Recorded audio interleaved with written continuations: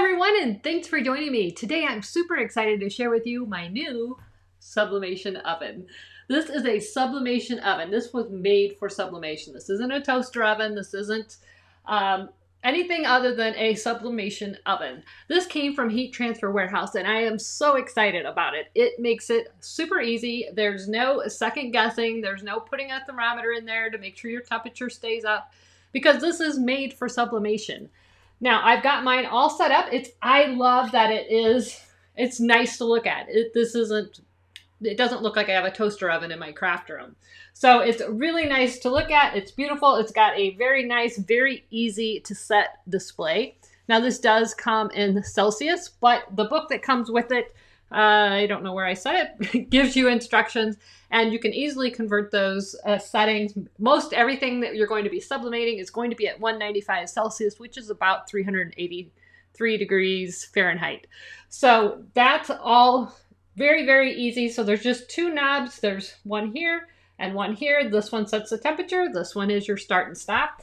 Then there's a hot air button that just helps you keep a consistent temperature inside. So I will be using that. There's also a low temp dry system on here if you need that for some more advanced sublimation. We don't need that for normal everyday sublimation. And then, as you can see, there is a light that you can turn on and off on the inside. So I really like that feature. So just to show you how this works, I'm going to be sublimating this stemless wine glass. These can be a little bit tricky. So we're going to be doing that. As always, I have pre-cleaned this tumbler with a little bit of rubbing alcohol, and I'm just wiping it one more time since I just touched it. I'm going to go ahead and remove that lid. And I've already printed my images with the SG500. You can use whatever sublimation printer you have, but it must have sublimation ink. Can't do this with an inkjet printer. These also need to be sublimation tumblers. These are specially coated to handle sublimation. So all I'm going to do is put my image right on the mug, face down, and I'm going to tape it into place. You want to try to get it nice and straight. You could also do a wraparound. There is several templates inside the Sawgrass Creative Studio. I didn't get that straight. There's several templates inside the Sawgrass Creative Studio if you want to do a wraparound. However, these are tricky because they have a concave here and they're concave here.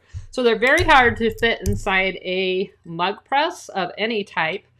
It can be done, but you have to sort of maneuver it and you have to kind of hold it down so that the bulbous area here doesn't interfere, because it's really hard to get a nice clamp on here, even with the conical presses. So I think my image looks straight. I'm going to put one on the opposite side, right here. And it really helps when you're cutting your templates to cut them straight, because if you cut it crooked, like I just did, it makes it hard to make sure that it's straight. All right. So I am not being overly concerned about the exact placement. So we've got our images all taped down. Now you don't have to go crazy with the tape if you're going to be using the shrink wrap method. So I've got a little shrink wrap bag. This is also from Heat Transfer Warehouse, and I will link these in the description below. I really like these.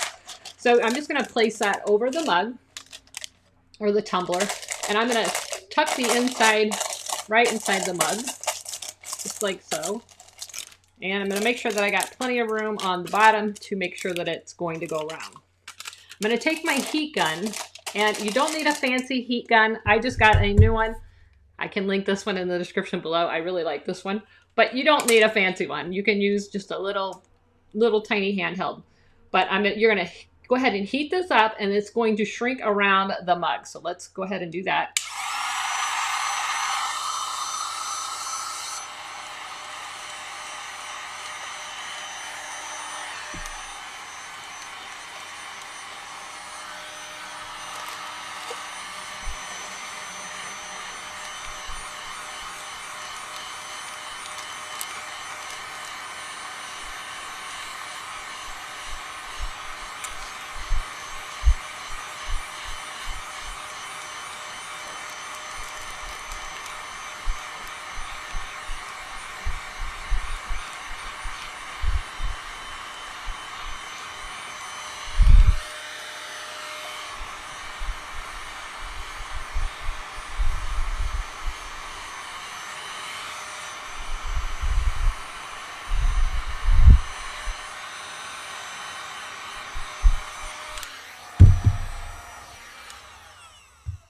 You can see how fast that worked. I like this one because it has a high and a low, and I just kept that on low, and I was able to hold it in my hand, and it still worked rather quickly. But you can see I've got it nice and smooth, especially where my images are. Super easy to do, and it'll still stand up. So this is ready to go in the oven. Now, on this oven, there's a little mark right here. It has like 3 little heat waves.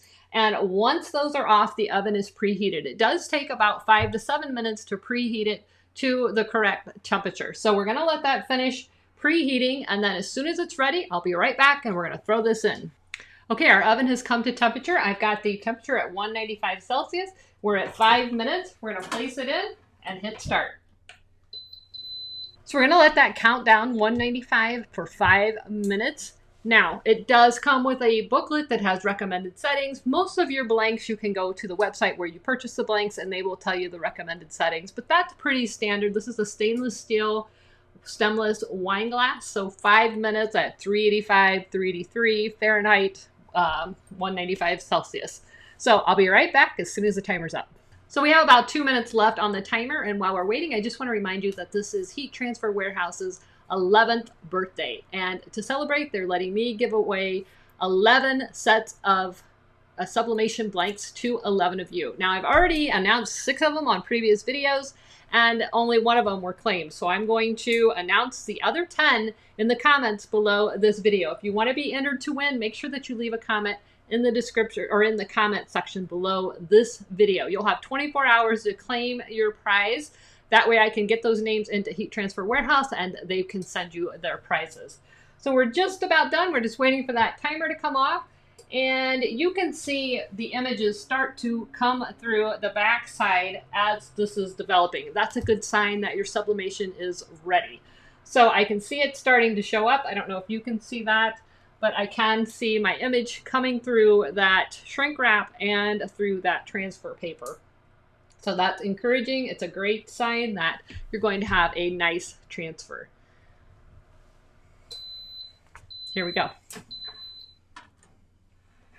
All right, so I'm going to see if I can get this up there so you can see. You do want to wear heat-resistant gloves. This is going to be very hot coming out of that press, so be very, very careful. I have a heat-resistant glove. I will link these in the description below the video. There's nothing overly special about them. Actually, when you get the oven, it comes with its own oven mitt. So we're just going to cut off this plastic wrap and reveal our image. Make sure you don't scratch your mug.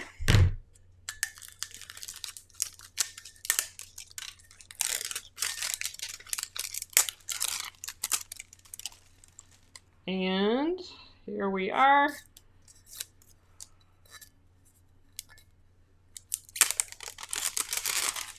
It comes off pretty easily. All right, so now we're just left with our taped on images. We're just going to remove those. Fantastic. Remove your tape. Make sure that you are using heat transfer tape, heat resistant tape. You don't want to use regular tape. It should not be leaving marks on your projects. Now, one of the things I love about the Sawgrass printers, let me get this just so that I can show it to you because it is hot. There you go. Let's see if we can get it to focus. One thing I love about the Sawgrass printers is that their blacks are truly black and their grays are truly gray. Now, I just noticed that I cut off the L on my name. That was my fault. Get that to focus. That wasn't the fault of the printer. I trimmed my image down off of something else and I must have cut it too short. But anyway, still turned out great. Look at how vibrant that black is. Look how easy that was with the oven. This is already cooled down that I can touch it. Here's our finished tumbler. I think it is awesome. I love that the Sawgrass printers have a very great black result. Some of the printers I have seen, the blacks are not truly black, and you can see this is truly black. Now here is my logo, and this is my fault that that L is missing. I trimmed this off of a piece that I had, and I must have just trimmed it too short. But again, the blacks are truly black. The grays are truly gray. The Sawgrass printer gives you really great result. This made it so much easier. So what do I love about the sublimation oven? This is a JTrans sublimation oven, again, available from Heat Transfer Warehouse. I love how easy it is. There is no second guessing. I've shown you 2 other ovens in previous videos. I've shown you an inexpensive one, a more expensive one. Both of them worked great. Both of them gave me good results, but I really had to play with each oven and figure out what settings worked for it. What I like about this is there is no second guessing. You just set it. 195, set 5 minutes, put it in, bada bing, bada boom, you're done. Super, super easy. The temperature stays consistent. This was made for sublimating. It's got that hot air feature, which helps circulate that air and keep it at a constant, steady temperature. So thank you so much for watching. I hope you enjoyed this video. I hope you look forward to seeing more projects in the sublimation oven. It is great for all of these odd shaped projects, the things that don't really fit inside a standard mug press. This oven is awesome for it. So I do think there is a place for a sublimation oven, even if you have a mug press. This is going to give you even more variety of things that you can press. So thanks so much for watching. Never stop making. See ya. Bye-bye. Don't forget to like, subscribe, and share. Click that bell so that you're notified every time there is a new video. If you enjoyed this tutorial, please be sure and check out my extensive library of sublimation tutorials. There are a ton on my channel. I hope to see you there. See ya. Bye-bye.